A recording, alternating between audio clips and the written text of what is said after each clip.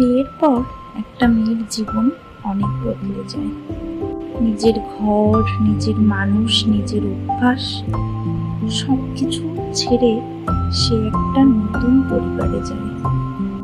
সবাই বলে সময় গেলে সব আপন হয়ে যায়, কিন্তু সত্যিই কি তাই? তুমি যতই চেষ্টা করো না কেন, তোমাকে সবকিছুতেই এমন একজন মানুষের সাথে তুলনা করা হবে যে সে পরিবারে বহুদিন ধরে রয়েছে। তোমার রান্না, তোমার কাজ, তোমার কথা বলার ধরন সবকিছুর সঙ্গেই কারো না কারো তুলনা চলে। তখন কি মনে হয় জানো, আমি কি সত্যিই আমার মতন করে গ্রহণযোগ্য?